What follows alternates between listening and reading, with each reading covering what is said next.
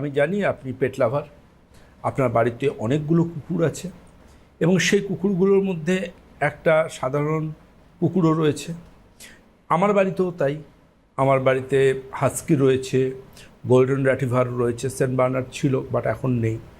তো আলটিমেটলি আমরা কিন্তু পেট লাভার, আমরা ভালোবাসি কুকুরকে।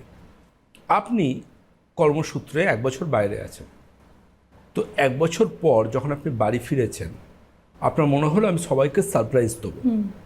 তো সারপ্রাইজ দেব মনে করে আপনি বাড়ির বাউন্ডারি ওয়ালটা টপকে ভেতরে ঢুকলেন। আপনি বাড়ির বাউন্ডারি ওয়ালটা টপকে বাড়ির ভেতরে ঢুকলেন এবং যে কুকুরগুলোকে আপনি যত্ন করে বড় করেছেন সেই কুকুরগুলো আপনাকে সাডেন 1 বছর বাদে দেখছে।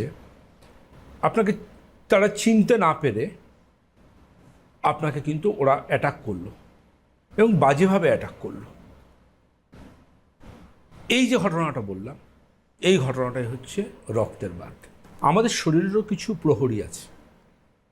আমাদের বাড়ির প্রহরী, যেমন আমি ডগের এক্সাম্পল দিলাম, আমাদের শরীরেরও কিন্তু সেরকম প্রহরী রয়েছে। সেই প্রহরীর নাম কিন্তু ইমিউনিটি। আচ্ছা।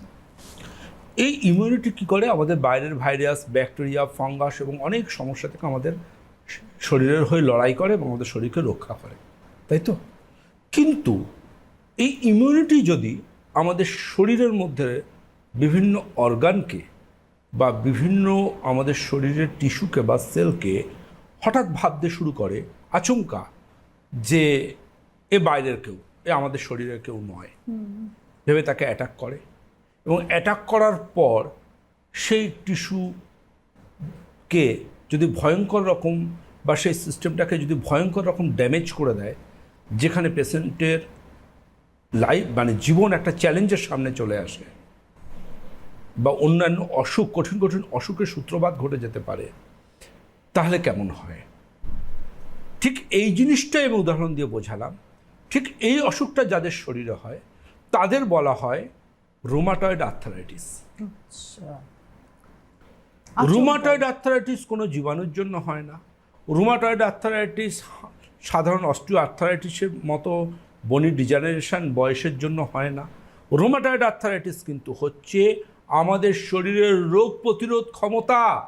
সে বাইরের নিজের শরীরের টিস্যুকে বা নিজের শরীরের অঙ্গ প্রত্যঙ্গকে ধরে নিচ্ছে তোমরা বাইরের লোক, তোমরা আমাদের শরীরের শত্রু বলে তাকে অ্যাটাক করছে।